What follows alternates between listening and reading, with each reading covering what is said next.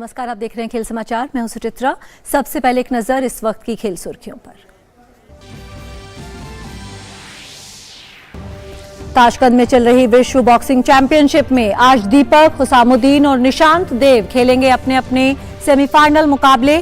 पहली बार 3 भारतीय मुक्केबाजों ने पुरुष मुक्केबाजी विश्व चैंपियनशिप के सेमीफाइनल में जगह बनाई।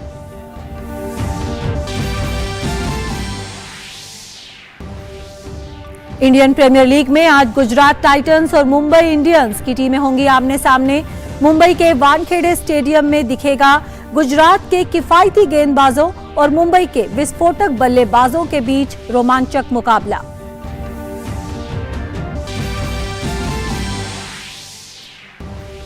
इंडियन प्रीमियर लीग में कल खेले गए मैच में राजस्थान रॉयल्स ने कोलकाता नाइट राइडर्स को 9 विकेट से हराया। यशस्वी जायसवाल ने आईपीएल इतिहास का सबसे तेज अर्धशतक लगाया।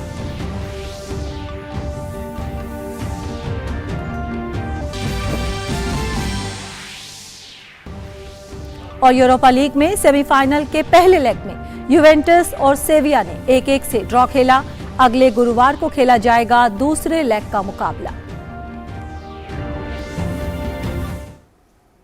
खबर विस्तार से। सबसे पहले बात मुक्केबाजी की। ताशकंद में चल रही विश्व बॉक्सिंग चैंपियनशिप में आज भारतीय मुक्केबाज सेमीफाइनल मुकाबले खेलेंगे। ये पहला मौका है जब 3 भारतीय मुक्केबाजों ने पुरुष मुक्केबाजी विश्व चैंपियनशिप के सेमीफाइनल में जगह बनाई है। मुक्केबाज दीपक कुमार 51 किलो भार वर्ग में विश्व चैंपियनशिप में 2 बार के कांस्य पदक विजेता फ्रांस के बिलाल बेनामा से भिड़ेंगे। ये मुकाबला भारतीय समय के अनुसार शाम 6:30 बजे से खेला जाएगा।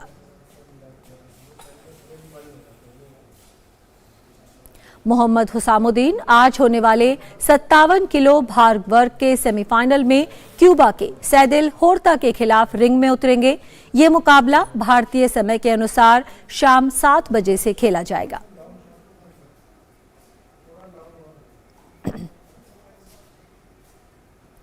भारत के उभरते हुए मुक्केबाज निशांत देव 71 किलो भार वर्ग के सेमीफाइनल में कजाकिस्तान के असलान बेग का सामना करेंगे। ये मुकाबला भारतीय समय के अनुसार रात 8 बजे से खेला जाएगा। भारतीय मुक्केबाजों ने सेमीफाइनल में पहुंचने के साथ ही भारत के 3 पदक पक्के कर दिए हैं। और अब खबर इंडियन प्रीमियर लीग से जुड़ी हुई।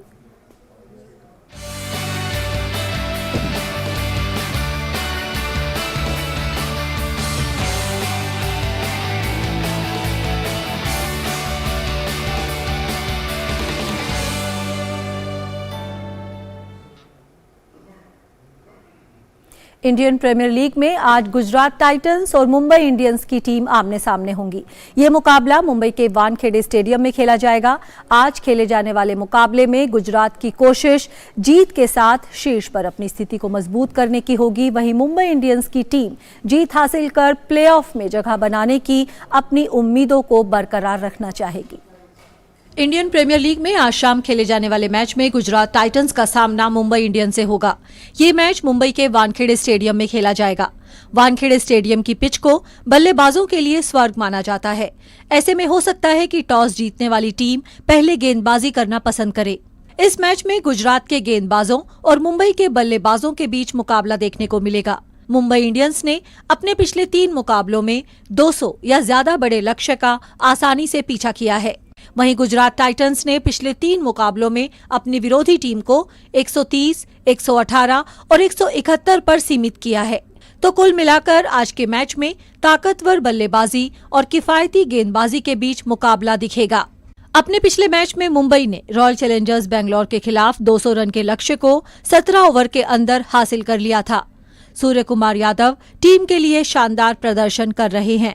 वहीं तालिका के शीर्ष पर मौजूद गुजरात की टीम के पास शानदार गेंदबाजी आक्रमण है।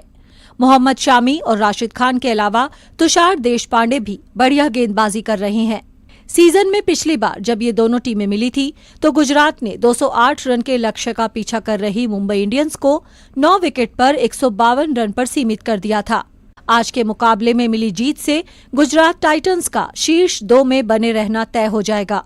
वहीं मुंबई इंडियंस शीर्ष 4 में पहुंच चुकी है और अब यहां से नीचे नहीं जाना चाहेगी। Sports desk, DD news. और आज के इस मुकाबले पर और चर्चा करने के लिए हमारे साथ न्यूज़ रूम से जुड़ गए हैं हमारे खेल संवाददाता नारायण सिंह जी। नारायण, सब कह रहे हैं कि आज जो मुकाबला है गुजरात के गेंदबाजों का और मुंबई के बल्लेबाजों का मुकाबला है, तो किस तरह से देखते हैं, कितना रोमांचक आज का मैच होने वाला है? एक तरफ किफायती गेंदबाज हैं, दूसरी तरफ विस्फोटक बल्लेबाज हैं। जी बिल्कुल, एक बेहतरीन मैच होने वाला है। अगर दोनों टीमों की बात करें तो दोनों टीमें एक अलग अलग फेज पे हैं। अगर बात करें मुंबई इंडियंस की, वो एक अपने आप को स्थापित कर लिया है। उन्होंने 5 बार प्रीमियर लीग का टाइटल जीतकर एक लेगेसी बना ली है। और गुजरात टाइटंस की बात करें तो ये एक टीम है जो लेगेसी बना रही है। अपने डेब्यू सीजन में ही इन्होंने प्रीमियर लीग का खिताब जीता और जहां से उन्होंने फिनिश किया था लास्ट सीजन, वहीं से शुरुआत की और अभी भी टॉप पर बनी हुई आईपीएल के पॉइंट्स टेबल पे। तो एक शानदार मैच होने वाला है। अगर बात करें मुंबई इंडियन का इस प्रीमियर लीग में, एक शुरुआत खराब की उन्होंने, उसके बाद लगातार 3 मैच जीते, फिर हारे, फिर जीते, फिर से उनकी जो गाड़ी है वो पटरी पे आ गई है। जिस तरह से जो एक सौर ऊर्जा होती है, सूर्य कुमार यादव की सौर ऊर्जा से दोबारा उनकी जो गाड़ी है वो पटरी पे आ गई। और देखा है कि जिस तरह की बल्लेबाजी सूर्य कुमार यादव ने की, स्टार्टिंग में काफ़ी फ्लॉप रहे, अच्छा नहीं खेल रहे थे, लेकिन एक बार जब से शुरू हो गए तो लगातार उन्होंने एक बेहतरीन प्रदर्शन किया है और मुंबई को इस मुकाम पर लाके खड़ा कर दिया है। एक समय लग रहा था कि क्या प्लेऑफ के लिए क्वालिफाई कर पाएगी, नहीं कर पाएगी। अब एक प्रबल दावेदार के रूप में मुंबई इंडियन की टीम लग रही है और बॉलिंग में भी बहुत सुधार हुआ उनको। जो पहले उनकी बॉलिंग जरा निराशाजनक लग रही थी, पिछले 2-3 मैचों में हमने देखा कि बॉलिंग में काफ़ी सुधार हुआ। जो डेथ ओवर्स में सबसे ज़्यादा रन खर्च कर रहे थे मुंबई इंडियंस के बॉलर, उसमें सुधार आया है। और बात करें जो विरोधी टीम है गुजरात टाइटंस की, कोई कमी नज़र नहीं आती इस टीम में।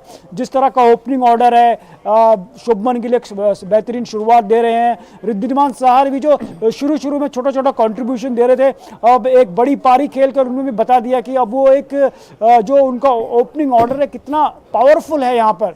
और बॉलिंग की बात करें तो मोहम्मद शमी शानदार शुरुआत देते हैं अपनी टीम को। उसके बाद जो अफगानी प्लेयर्स हैं राशिद और नूर सामने आते हैं और कहीं ना कहीं विरोधियों को पस कर देते हैं। और मोहित शर्मा का भी जो 2.0 वर्जन हमको इसमें देखने को मिला और एक कमाल की किफ़ायती गेंदबाजी की है डेथ ओवर्स में गुजरात टाइटंस के लिए उन्होंने। बिल्कुल नारायण, कहा जा रहा है कि जो वानखेड़े की पिच है, क्योंकि बल्लेबाजों के लिए स्वर्ग है, तो जो भी टीम टॉस जीतेगी कोशिश करेगी कि पहले गेंदबाजी करे, क्योंकि बड़ा स्कोर भी यहाँ पर आसानी से चेज हो सकता है। किस तरह से देखते हैं आप रणनीति को, क्योंकि जिस अंदाज में मुंबई की टीम खेल रही है, लगातार 200 से ऊपर के लक्ष्य का उसने पीछा किया है, किस तरह से रोका जाए मुंबई को उसके घर में? क्या रणनीति रहेगी गुजरात की? जी बिल्कुल, अगर गुजरात की अगेंस्ट बात करें तो गुजरात टीम के अगेंस्ट एक जो उनके बैट्समैन हैं उनको एक अच्छा स्कोर देना पड़ेगा। जिस तरह से एक अगर बात करें तो मुंबई इंडियंस की टीम में थोड़ा सा एक कंसर्न लगता है वो रोहित शर्मा का फॉर्म है। अगर देखिए पिछले 5 मैचों में सिर्फ 12 रन बनाए हैं, तो रोहित शर्मा को कहीं ना कहीं यहाँ पर एक फायर करना होगा अपनी टीम के लिए। सूर्य कुमार यादव तो पहले से ही आग उगल रहे हैं, तो उनको भी उस जो फॉर्म है, जो मोमेंटम उन्होंने गेन किया अपनी टीम के लिए, उसको यहाँ पर कंटिन्यू रखना पड़ेगा।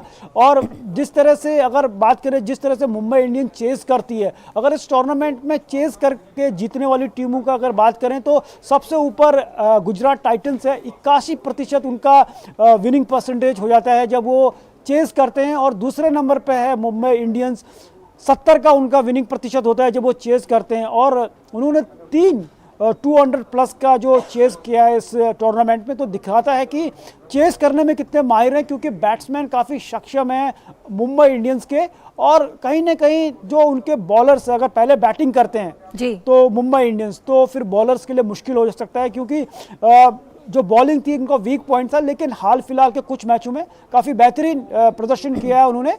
तो जो अगर टॉप ऑर्डर फायर करते हैं, अगर रोहित शर्मा खेलते हैं तो मुश्किल हो सकता है गुजरात टाइटंस के लिए। और क्योंकि इस बार WTC का फाइनल भी है, तो रोहित शर्मा का आउट ऑफ फॉर्म होना टीम इंडिया के लिए भी एक कंसर्न है। तो रोहित शर्मा को फॉर्म में आना पड़ेगा। और सब जानते हैं अगर रोहित शर्मा फॉर्म पे आते हैं, वो खेलते हैं, तो विरोधियों के लिए कितना मुश्किल हो सकता है।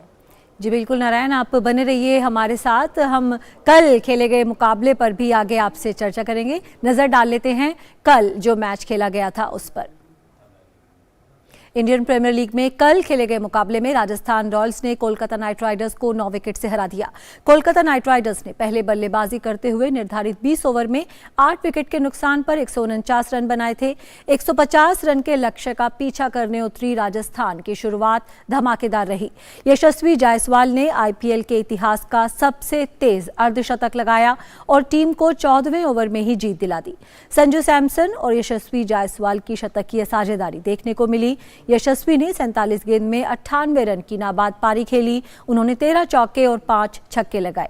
संजू सैमसन 48 रन बनाकर नाबाद रहे। उन्होंने 5 छक्के और 2 चौके लगाए।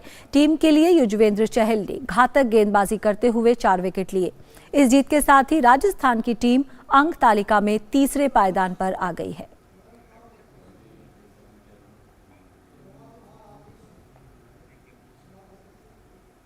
और यशस्वी जायसवाल ने आईपीएल में एक नया रिकॉर्ड बना दिया है। कल खेले गए मैच में यशस्वी जायसवाल ने आईपीएल के इतिहास का सबसे तेज अर्धशतक लगाया। यशस्वी ने सिर्फ 13 गेंद में अपना अर्धशतक पूरा किया। यशस्वी ने पारी के पहले ही ओवर में 26 रन जुटाए, जो किसी भी बल्लेबाज द्वारा आईपीएल में पहले ओवर में बनाए गए सबसे ज्यादा रन हैं। राजस्थान रॉयल्स के युवा बल्लेबाज यशस्वी जायसवाल ने कोलकाता नाइट राइडर्स के खिलाफ खेले गए मुकाबले में इंडियन प्रीमियर लीग में नया रिकॉर्ड बना डाला।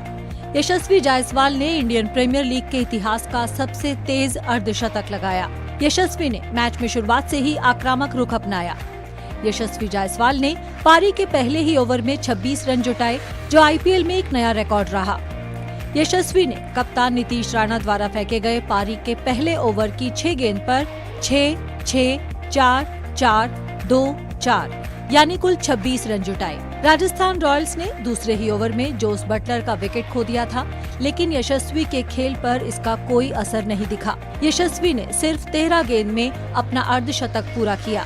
इससे पहले ये रिकॉर्ड संयुक्त रूप से पैट कमिंस और केएल राहुल के नाम था। कमिंस और राहुल ने 14 गेंद में अर्धशतक लगाया था। आईपीएल में तीसरी फास्टेस्ट 50 का record Yusuf Pathan, Nicholas Pooran, Sunil Narine और कीरोन पोलार्ड के नाम है, जिन्होंने 15 गेंद में अर्धशतक लगा रखा है। यशस्वी 47 गेंद में 98 रन बनाकर नाबाद रहे। यशस्वी ने अपनी इस शानदार पारी में 12 चौके और 5 छक्के लगाए। यशस्वी की ताबड़तोड़ पारी की मदद से राजस्थान ने 150 रन के लक्ष्य को 13.1 ओवर में ही पूरा कर लिया। कुल मिलाकर ये क्रिकेट के किसी भी फॉर्मेट की दूसरी सबसे तेज 50 रही। युवराज सिंह ने इंग्लैंड के खिलाफ T20 विश्व कप 2007 में सिर्फ 12 गेंद में अर्धशतक लगाया था। उसमें स्टुअर्ट ब्रॉड के 1 ओवर में लगाए गए मशहूर 6 छक्के भी शामिल हैं। क्रिस गेल, हजरतुल्ला जजाई, कौशल्या वीरारत्ने और वेन वाइट ने भी 12 गेंद में अर्धशतक लगा रखे हैं।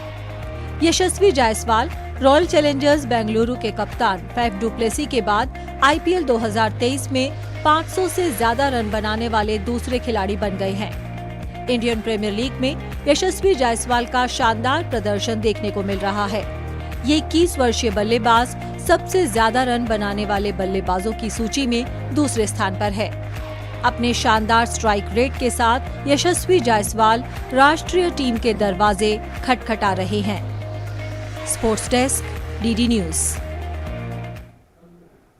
और नारायण सिंह हमारे साथ जुड़े हुए हैं न्यूज रूम से। जी नारायण, यशस्वी जायसवाल की इस धमाकेदार पारी की अगर बात की जाए, सिर्फ 21 साल के हैं और जिस तरह से कि जोस बटलर जल्दी आउट हो गए, लेकिन कोई असर उन पर नहीं पड़ा, किसी तरह का दबाव दिखाई नहीं दे रहा है। तो लग रहा है कि एक और नया सितारा भारत को यहाँ पर मिल गया है।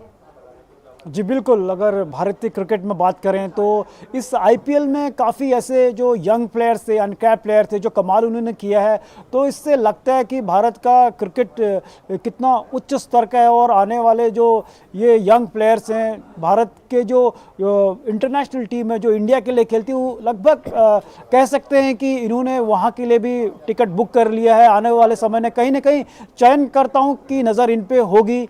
जिस तरह से मुंबई इंडियंस के तिलक वर्मा हैं और निहाल वाडेरा हैं, जिस तरह का प्रदर्शन वो कर रहे हैं, और यशस्वी जायसवाल ने जो पूरे टूर्नामेंट में जो प्रदर्शन किया काबिल तारीफ है। पिछले जो सीज़न था उन्होंने भी उसमें बहुत बेहतरीन प्रदर्शन किया था, उसी को कंटिन्यू किया। कहेंगे कि एक दूसरे लेवल की क्रिकेट खेली है उन्होंने यहाँ पर। और कमाल के बल्लेबाज हैं वो, और जिस तरह से आए और पहले ओवर से ही उन्होंने जिस तरह से नीतीश राणा की जो पिटाई की, लगभग को कह सकते हैं कि वो देखने लायक थी, और लग नहीं रहा था कि मतलब कि ये कहीं भी ये रुकने वाले हैं, और उसी से ही लग रहा था कि ये कोई ना कोई रिकॉर्ड यहाँ पर बनाने वाले हैं। तो खाली आप रन मत देखिए कि उन्होंने एक फास्टेस्ट हाफ सेंचुरी बनाई है, लेकिन जो क्वालिटी शॉट्स खेले उन्होंने, जो क्वालिटी बॉलर्स थे उनके अगेंस्ट, ऐसा नहीं कि पार्ट टाइमर्स के अगेंस्ट वो शॉट मार रहे हैं, उन्होंने नरेन के अगेंस्ट शॉट मारे, वरुण चक्रवर्ती के अगेंस्ट शॉट मारे, और इससे पहले भी अगर देखें पूरे टूर्नामेंट में किस तरह से उन्होंने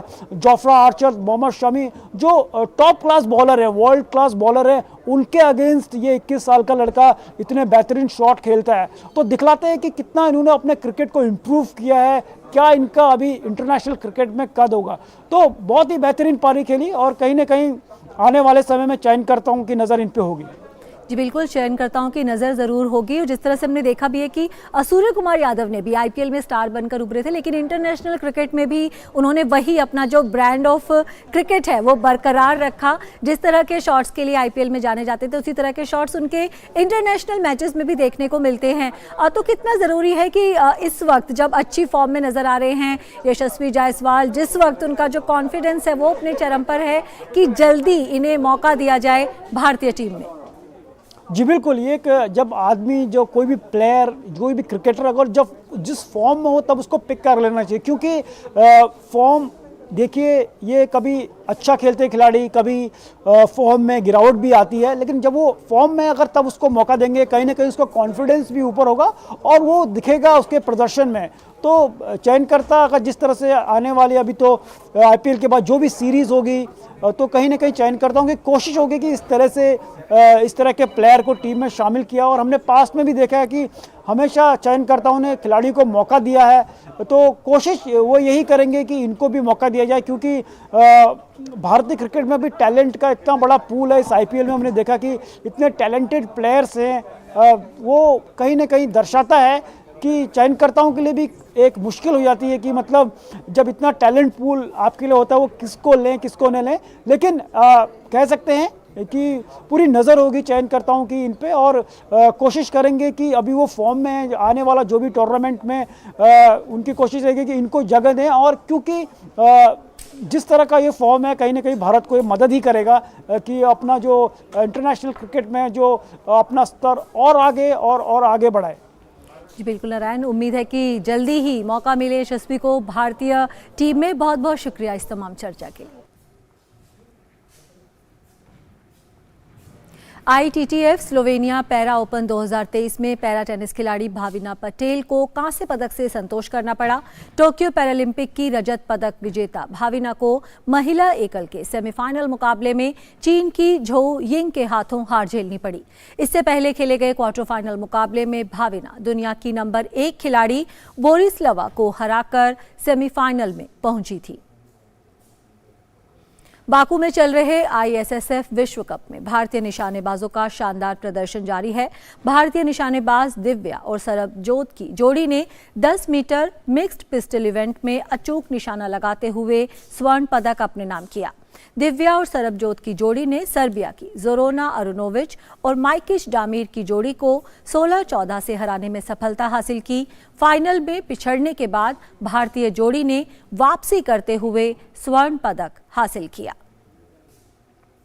यूरोपा लीग में सेमीफाइनल के पहले लेग में यूवेंटस और सेविया ने 1-1 से ड्रॉ खेला। अतिरिक्त समय के 7वें मिनट में फेडेरिको गैटी ने विजयी गोल दागा। दूसरे लेग का मुकाबला अगले गुरुवार को खेला जाएगा।